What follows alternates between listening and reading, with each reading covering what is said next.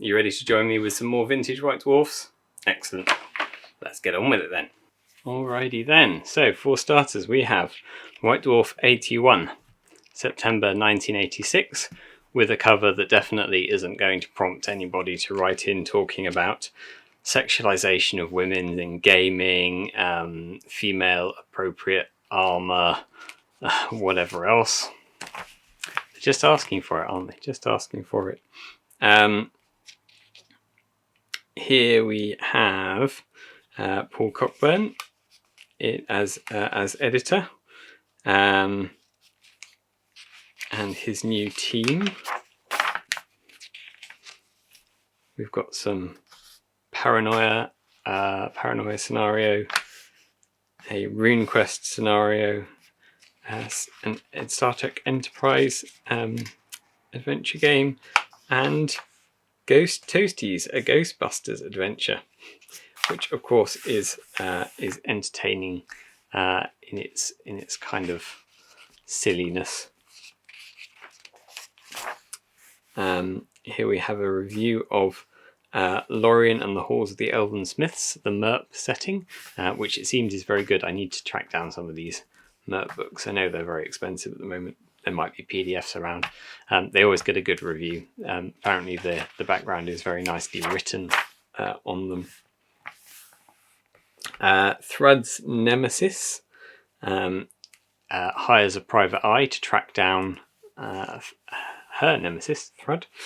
You may remember Lymara from the previous strip, quite a while ago now, but a previous strip, hunting down Thrud for killing her family. And here she sends a private eye to do the job, and he manages to find Thrud. But that might not be the best for him. Here's a look at the world of play-by-mail, How Mighty the Pen, various different play-by-mail games that were around at the time, the advantages and disadvantages of play-by-mail. I never played by mail. Did you play by mail? If you did, what do you think? Was it something that you would still want to do, or was it something that in the age before the internet was a sort of necessity if you didn't live nearby other players? Is it something that you actually enjoyed, or was it something that you were forced to do because you had no other choice? Here's Gobbledygook attacking a simple dwarf who then turns out to have quite berserk tendencies. Fans of Pendragon, here is a solo jousting game for Pendragon, and also a jousting game for Dungeons and Dragons. So, written by two different people, Greg Stafford and Stephen Gardner, but apparently designed to be sort of placed together side by side. We like a bit of jousting.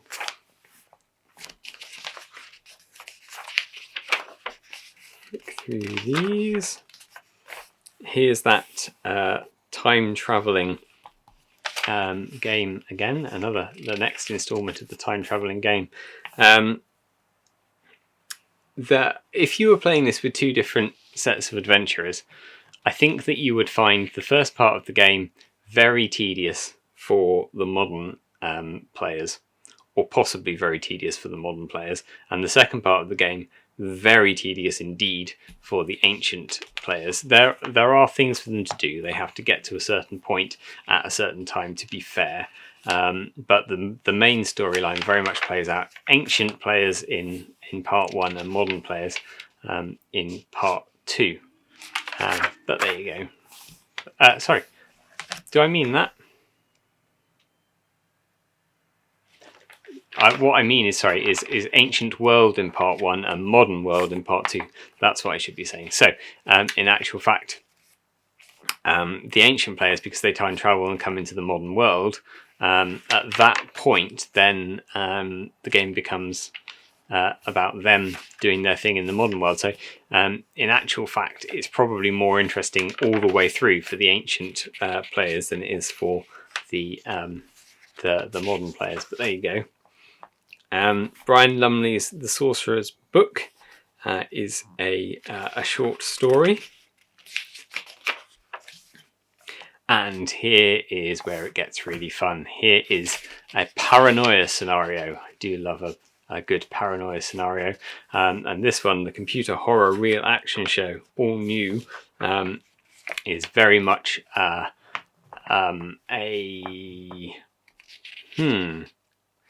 it's an excuse to put all kinds of horror movie characters into the paranoia world. Basically, the adventurers find themselves trying to deal with some rogue entertainment bots who've gone crazy in a Halloween themed theme park.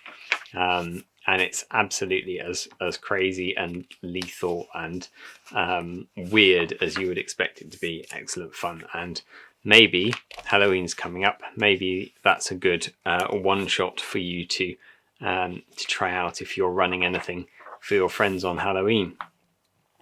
Here's Colin Dixon looking extremely youthful here, talking about his painting styles. We've looked at Ali Morrison's and Kev Adams in previous issues. Here is Colin's with his infamous Margaret Thatcher banner and his wonderful shields here. And some really quite iconic paint jobs and characters. There's not much that's different, I guess, here. There are a few tips like paint the flesh first that very much then crop up in the heavy metal painting guides, and maybe Colin was the first person to say that, but yeah, it's very much of a muchness with what other people have said about painting models, but good to look at a few different people's approaches to them. Here we have the mysterious Ninja, £1.50 for 3, of course.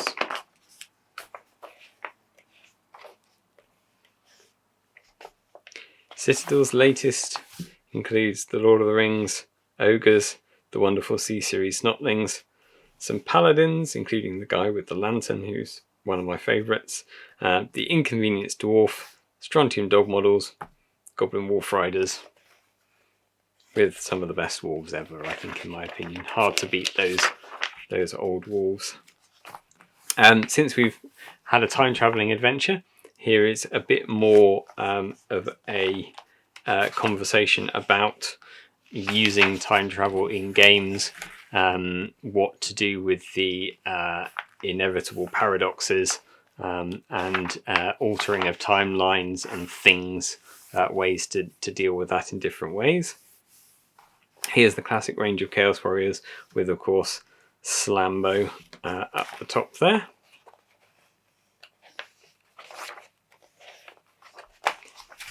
The Skeleton Horde, still the best box set of miniatures, apart from the Skeleton Army possibly, the best box set of plastic miniatures ever to be released ever.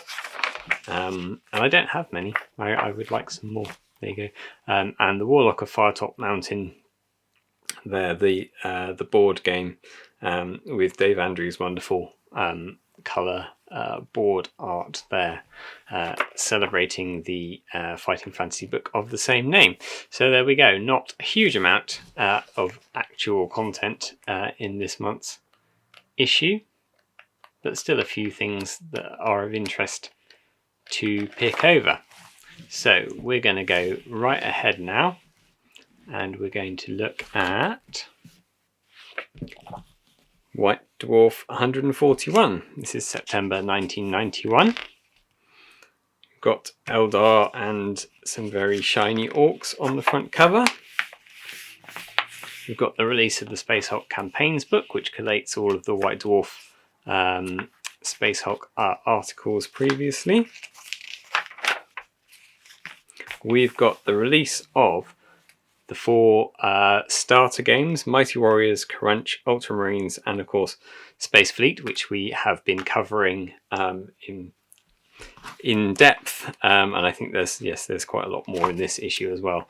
So leaving Space Fleet aside, Mighty Warriors, Crunch, and Ultramarines, the reuse plastic, reuse board tiles, starter games for getting people into the hobby and using up Games Workshop's massive stock because they had to outsource their printing and their plastics manufacturing to another company.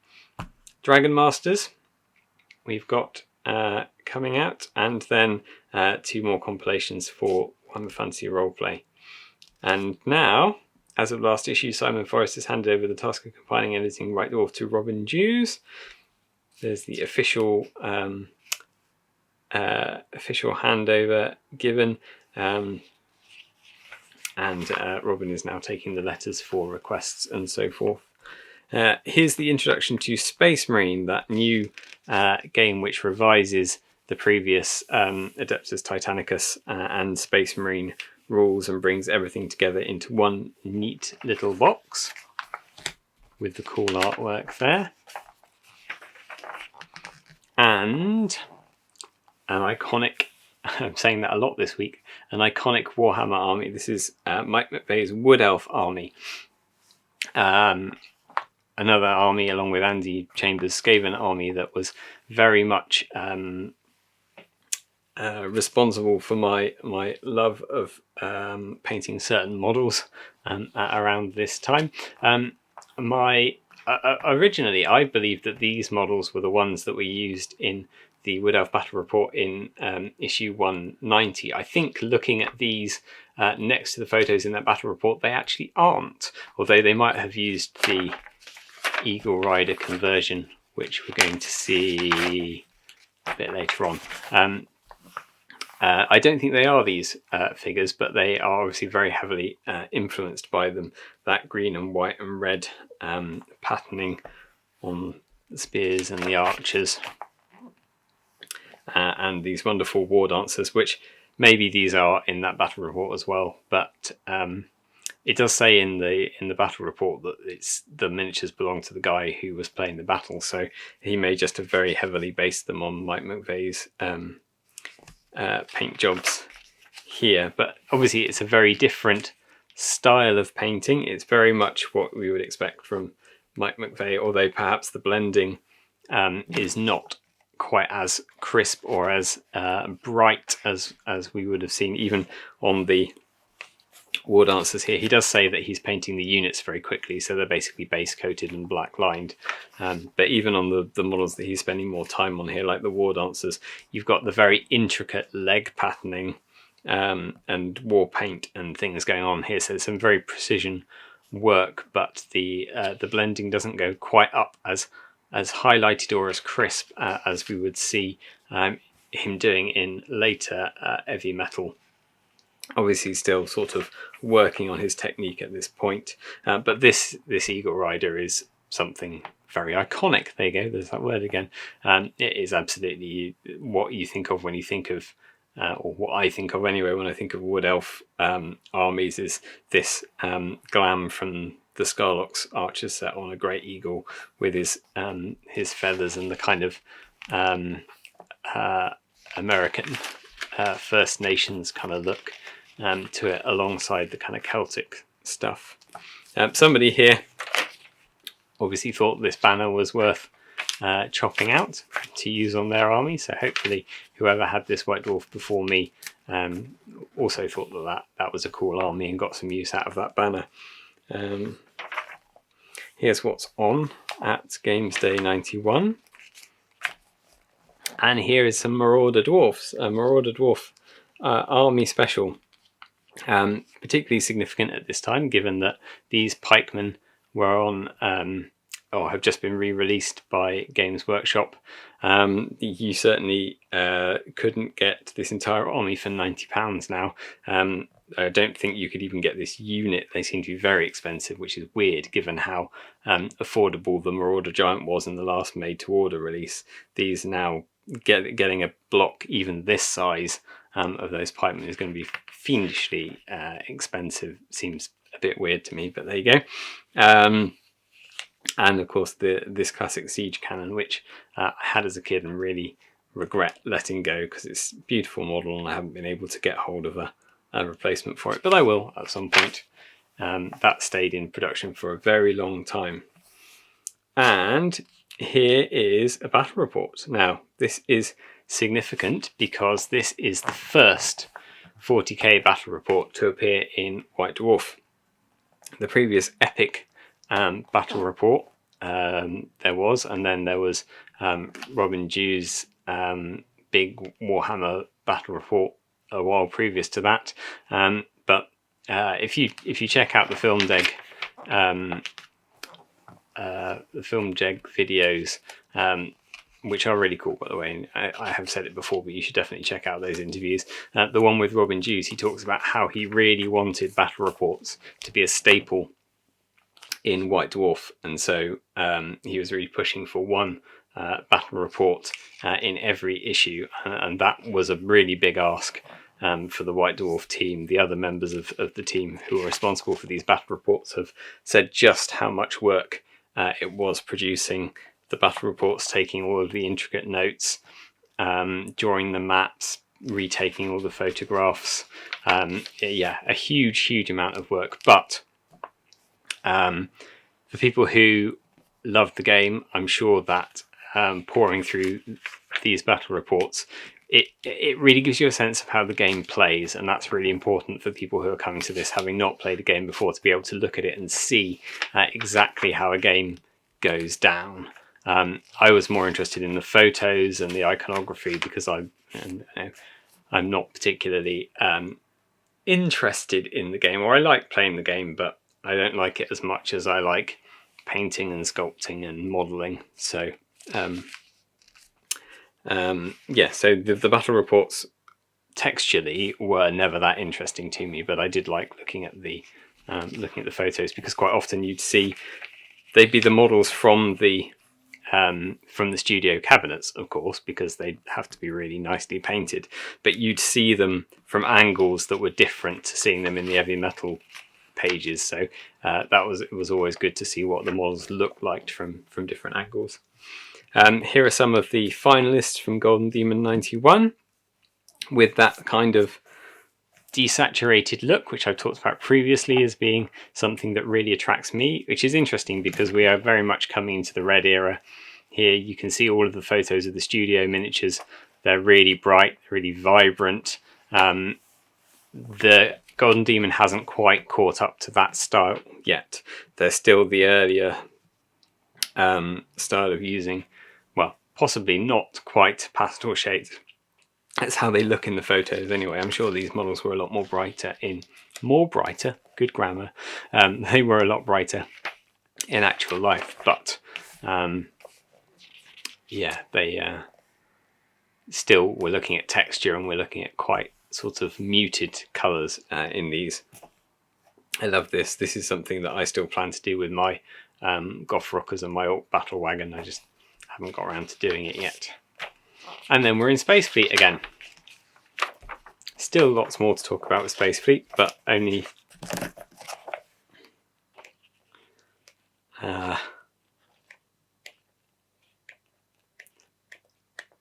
this much this time. So not quite half the magazine this time, only maybe a quarter of the magazine this time, given over to Imperial flagships and Eldar flagships, and some new smaller craft for Space Fleet. Again, really pushing the Space Fleet to be a bigger game than what was included in the box. And in case you want to do a Mike McVeigh Wood Elves army, here's the models that you need. And interesting, I hadn't noticed that the horses had individual names before. That's quite cool. Here are the War Dancers, and I've been going through these because I've been painting up some new War Dancers recently, going, yeah, got that one, got that one, got that one, got that one, I haven't got that one, don't want that one, haven't got that one, don't want that one, got that one, got that one, haven't got that one, don't want that one, haven't got that one, oh no, have got that one, have got that one, haven't got that one, have got that one, have got that one, have got that one. So I need to pick up some of the holes in my collection. These ones, no, yes, yes, yes, yes, yes, yes, yes, yes. So anyway, there was some controversy on Instagram recently. Not controversy, just me really saying that I didn't think that these ones, the Sword 2, the Fighting Claw,